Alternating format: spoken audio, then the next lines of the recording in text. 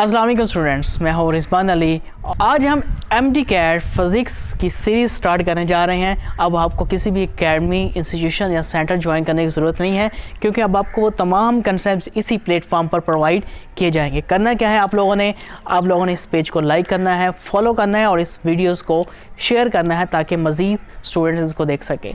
तो chapter number आज हम 1 स्टार्ट करेंगे according to MD CAT syllabus. Chapter का नाम है मेजरमेंट और उसका लेक्चर नंबर 1 है। तो बच्चे याद रखें कि जब से इंसान इस दुनिया में आया है उसने इस दुनिया के बारे में गौर व फिक्र करना शुरू किया है। इसमें जितने भी फिनोमेनाज हो रहे हैं इंसान ने उसके बारे में गौर व फिक्र किया है। जब उसने गौर व फिक्र किया उसके नतीजे में उसकी जो दरियाफ्तें हुई, जो नॉलेज उसने इकट्ठा किया, उसने उस नॉलेज का नाम रखा नेचुरल फ़िलॉसफ़ी। जितना भी इंफॉर्मेशन था, चाहे वो लिविंग थिंग के बारे में था या नॉन लिविंग थिंग के बारे में था, उसने इसको किसका नाम दिया जी? Natural philosophy. ठीक है, कुदरती फ़लसफ़ा।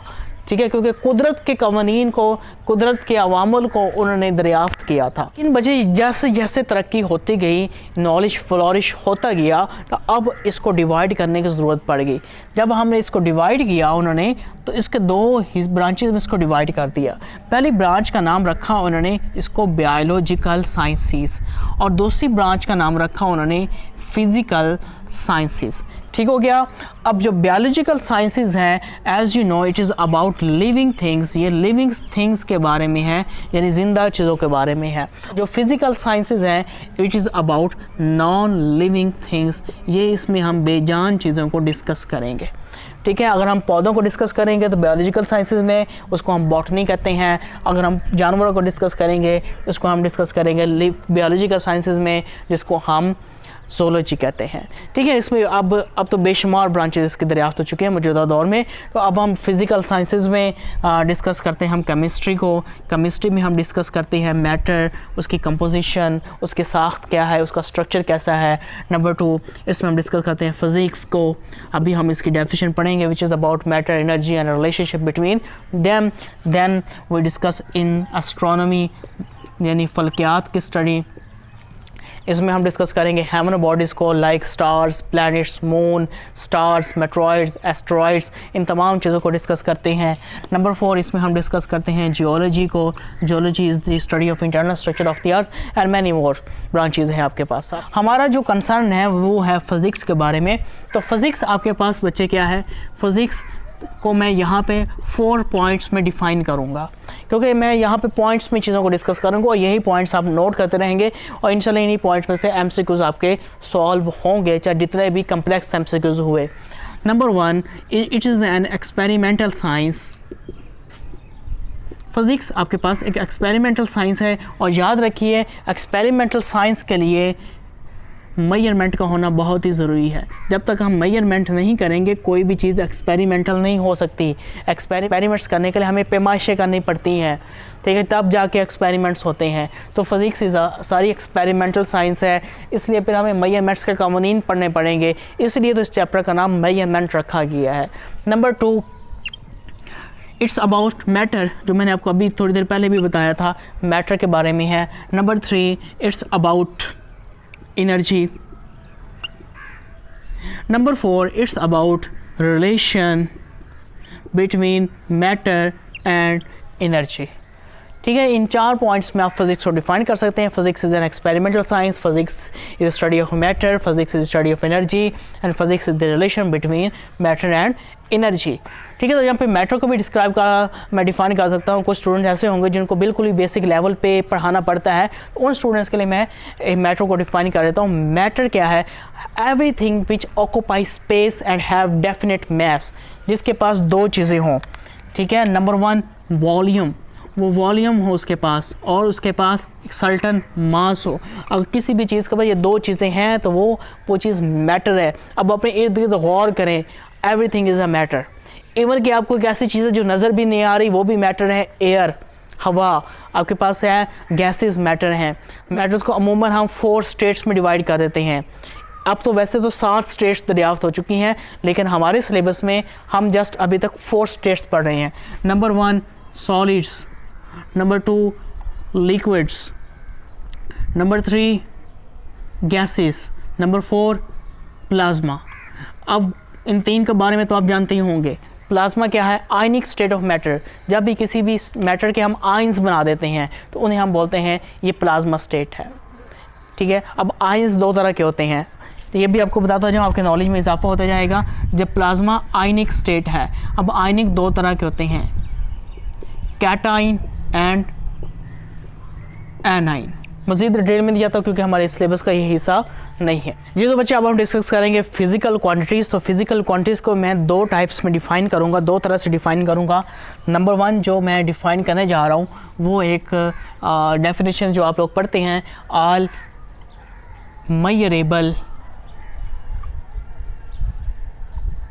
क्वांटिटीज़। फिजिकल क्वांटिटीज़ वो हैं जो मेजरेबल है। दूसरी फॉर्म में मैं इसको डिफाइन करने जा रहा हूँ, वो करने जा रहा हूँ physical quantities are those quantities in terms of which physics laws are explain, जिनकी बुनियाद पर फिजिक्स के कवानीन को एक्सप्लेन किया जाता है, वो क्वांटिटीज़ क्या कहलाती हैं? मैं जस्ट फिजिक्स लॉज हिंट के तौर पर लिख रहा हूँ, आर एक्सप्लेन, जिनकी बुनियाद पर फिज़िक्स के लॉज को एक्सप्लेन किया जाता है, उन क्वांटिटीज़ को हम कहते हैं फिज़िकल क्वांटिटीज़ कहते हैं। अब यहाँ पे कुछ हम एग्जांपल्स ले लेते हैं। That is mass, length, time, temperature, current, इसे हम इलेक्ट्रिक करंट भी कहते हैं, अमाउंट ऑफ सब्सटेंस। हाँ जी, कितनी होगी? 1 2 3 4 5 6। Last one is intensity of light. इधर में मैं कुछ लिख लेता हूँ, जैसे velocity, acceleration, torque, momentum. 1 2 3 4 enough, ठीक है। तो ये कुछ फिजिकल क्वांटिटीज़ मैंने लिख दी हैं, इधर 7 लिखी है, इधर 4 लिखी हैं। ये वाला जो ऊपर ने पोर्शन बनाया है, इस पोर्शन को हम कहते हैं ये बेस क्वांटिटीज़ हैं। ये तादाद में 7 होती हैं, ना 7 से कम हो सकती हैं, ना 7 से ज़्यादा हो सकती हैं। ये वाला मैंने जो पोर्शन बनाया है, इन्हें हम कहते हैं डिराइव्ड क्वांटिटीज़। अब याद रखिएगा, इसके नाम से देखें ना, नाम से ही आपको ना ड्राइव क्वांटिटीज़ ये निकाली गई हैं, इनको अखज़ किया गया है। कहाँ से किया गया है? इस पोर्शन से अखज़ किया गया है। ड्राइव क्वांटिटीज़ वो क्वांटिटीज़ हैं जो इन 7 से मिलकर बनी हैं। जैसे वेलोसिटी के हम एग्जांपल ले लें, वेलोसिटी कैसे मिलकर बनी है? वेलोसिटी का फार्मूला देखें, डिस्प्लेसमेंट बटा time. Displacement is a length, length over time को जब डिवाइड कर देते हैं, लेंथ और टाइम को डिवाइड कर देते हैं, तो आपके पास एक नई फिजिकल क्वांटिटी बनती है जिसे हम कहते हैं वेलोसिटीज़। फिजिकल क्वांटिटीज़ को हमने यहाँ पे 2 टाइप्स में डिवाइड कर दिया, बेस क्वांटिटीज़ और ड्राइव क्वांटिटीज़। ड्राइव क्वांटिटीज़ वो होती हैं जो बेस से मिलकर बनती हैं, और बेस क्वांटिटीज़ वो होती हैं जो किसी से मिलकर नहीं बनती, जो किसी से अखज़ नहीं हो सकती, जो किसी से ड्राइव नहीं हो सकती। ये 7 हैं और इनको माना जाता है, इनको एक्सेप्ट किया जाता है, इनके ओरिजिन का किसी को पता नहीं है। तो ये आपके पास 2 टाइप्स हैं, बेस क्वांटिटीज़ और ड्राइव क्वांटिटीज़। तो यहाँ से आपके पास एक एमसीक्यूज़ बनेगा। वो एमसीक्यूज़ क्या बनेगा? एक तो एमसीक्यूज़ ये बन सकता है कि बताएं इसमें से बेस क्वांटिटी कौन सी है, या ये बन सकता है इसमें से ड्राइव क्वांटिटी कौन सी है। ये तो बहुत ही नॉर्मल सा एमसीक्यूज़ बन सकता है। एक जो कम्प्लेक्स एमसीक्यूज़ ये बन जाएगा, जैसे ये मैंने वेलोसिटी लिखा हुआ है, वो आप देंगे, वो आपको एक फार्मूला दे देंगे या एक फिजिकल क्वांटिटी दे देंगे, जैसे वेलोसिटी है, डिस्प्लेसमेंट बटा टाइम। वो कहेंगे इसमें बताएं कौन कौन सी बेस क्वांटिटीज इस्तेमाल की गई हैं। तो आप क्या कहेंगे? एक में इसमें लेंथ इस्तेमाल की गई है और ये इसमें टाइम, 2 बेस क्वांटिटी इस्तेमाल की गई है। अब आप लोगों ने प्रैक्टिस करनी है, डिफरेंट ड्राइव क्वांटिटीज़ को लेना है और उसमें से देखना है इसमें कौन कौन सी बेस क्वांटिटीज़ का इस्तेमाल किया गया है। हर ड्राइव क्वांटिटी में बेस क्वांटिटी का लाजमी इस्तेमाल किया गया है। ये हो ही नहीं सकता कि ड्राइव क्वांटिटीज में बेस क्वांटिटी का इस्तेमाल ना किया गया हो। तो ये अब आप लोगों ने प्रैक्टिस करनी है। तो नेक्स्ट चलें फिजिकल क्वांटिटीज़ के बारे में। फिजिकल याद रखिएगा, फिजिकल क्वांटिटीज़ में 2 चीज़ें, फिजिकल क्वांटिटीज़ में 2 चीज़ों का होना ज़रूरी है। हर फिजिकल क्वांटिटीज़ में ये 2 चीज़ें कॉमन होती हैं, पाई जाती हैं। Number 1 numerical digit, number 2 unit. जैसे हम एग्जांपल ले लेते हैं मास के, या इधर वेलोसिटी की एग्जांपल ले लेते हैं। कोई ऑब्जेक्ट है, उसकी वेलोसिटी है 5 मीटर पर सेकेंड। अब जो मीटर पर सेकेंड है ये यूनिट है, और 5 क्या है, ये न्यूमेरिकल डिजिट है। जब न्यूमेरिकल डिजिट और यूनिट इकट्ठा हो जाता है तो उसको मिला के हम बोलते हैं मैग्नीट्यूड। अब यहाँ से आपको मैग्नीट्यूड का कंसेप्ट भी क्लियर हो गया होगा। मैग्नीट्यूड में 2 चीज़ें होती हैं, एक न्यूमेरिकल डिजिट होता है और एक यूनिट होता है जिसमें उस फिज़िकल क्वांटिटी को मेजर किया जा रहा हो, चाहे वो बेस क्वांटिटी हो चाहे ड्राइव क्वांटिटी हो। 2 चीज़ें हर फिज़िकल क्वांटिटी के पास मौजूद होंगी, न्यूमेरिकल डिजिट और यूनिट, और इनको कंबाइन करके क्या बोलेंगे, मैग्नीट्यूड बोलेंगे। फंडामेंटल साइंस है वो अपने अंदर 3 फ्रंटाइज को कवर करती है, यानी फंडामेंटल साइंस को हम 3 ग्रुप्स में डिवाइड कर देते हैं। यानी जिन जिन चीज़ों को कवर करती है हमने 3 मेन बाउंड्रीज बना दी हैं, 3 हदूदें बना दी हैं। वो कौन कौन सी हैं? इनमें से जो पहली फ्रंटायर है फंडामेंटल साइंस की वो है large objects, world of large objects. मैं जस्ट लार्ज ऑब्जेक्ट्स लिख रहा हूँ, आप लोगों को समझ, आप लोगों के लिए हिंट के लिए।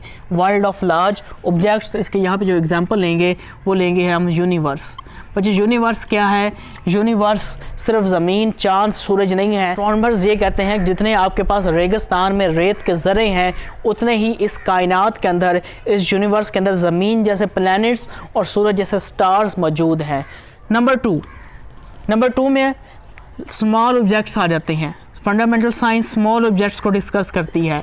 उसके एग्जांपल हम ले लें like electrons, protons, neutrons, quarks, ये सारे के सारे किस में आ जाते हैं? World of extremely small objects में आ जाते हैं। Number 3 middle size objects, world of middle size, या फिर इसे कम्प्लेक्स भी कहते हैं, वर्ल्ड ऑफ कम्प्लेक्स ऑब्जेक्ट्स। ठीक है, इसमें जो ऑब्जेक्ट्स डिस्कस किए जाते हैं वो मॉलिक्यूल से लेके अर्थ तक डिस्कस किए जाते हैं। छोटा छोटा मॉलिक्यूल, इसमें छोटा छोटा जो ऑब्जेक्ट है वो इसके अंदर मॉलिक्यूल है, बड़ी से बड़ी जो ऑब्जेक्ट है उसके अंदर डिस्कस किया जाता है वो आपका अर्थ है। इसमें तमाम चीज़ें जो आपको नज़र आ रही हैं वो इसके अंदर डिस्कस की जाती हैं। इवन के इंसान, ह्यूमन बीइंग्स भी एज अ मैटर के तौर पर इसके अंदर डिस्कस किए जाते हैं। लास्ट वन आपको हम डिस्कस करेंगे वो है silicon chips as a information के तौर पर। सिलिकॉन चिप्स हैं ये सैंड पार्टिकल्स से मिलकर बनाई जाती हैं। जब सैंड के पार्टिकल्स को प्रोसेस किया जाता है तो सिलिकॉन की चिप्स बनाई जाती हैं। अब सिलिकॉन की चिप्स यूज़ कहाँ पर होती हैं? कंप्यूटर्स में इस्तेमाल की जाती हैं। कंप्यूटर के साथ मोबाइल्स में इसका इस्तेमाल है। मोबाइल्स के साथ साथ इवन एवरी इलेक्ट्रॉनिक डिवाइस, जो भी इलेक्ट्रॉनिक डिवाइस हैं उसके अंदर इसका इस्तेमाल किया जाता है। आप लोग जानते हैं ये दुनिया टेक्नोलॉजी की दुनिया है, ये जो एज है टेक्नोलॉजी की एज है। टेक्नोलॉजी की जितने भी डिवाइसेस हैं सारे के अंदर इस सारी डिवाइसेस के अंदर इस सिलिकॉन चिप्स का इस्तेमाल किया जाता है। और ये कहाँ से हमें मिलती है? सैंड के पार्टिकल्स को प्रोसेस करके। तो यहाँ पे आज का हमारा लेक्चर ख़त्म होता है। अगर आपको एमसीक्यूज़ में कोई भी प्रॉब्लम आ रही है तो आप कमेंट सेक्शन में उसको एमसीक्यूज़ को मेंशन कर दें, तो मैं आपके लिए एक अलग से वीडियो बना दिया करूँगा जिसमें मैं आपके तमाम प्रॉब्लम्स को सॉल्व करवा दिया करूँगा। इसका मतलब ये नहीं है कि मैंने एमसीक्यूज़ की प्रैक्टिस नहीं करवानी। जैसे ही ये मैं चैप्टर ख़त्म करवाता हूँ तो आपको बड़ी कम्प्लेक्स किस्म के एक ऐसे आसान तरीक़ों से ट्रिक्स के साथ आपको कैलकुलेशन करवाना सिखाऊंगा और हम एमसीक्यूज़ की इंशाल्लाह प्रैक्टिस करेंगे। अपनी दुआ में याद रखिएगा, अपना भी ख्याल रखिएगा। नेक्स्ट लेक्चर तक अल्लाह हाफिज़।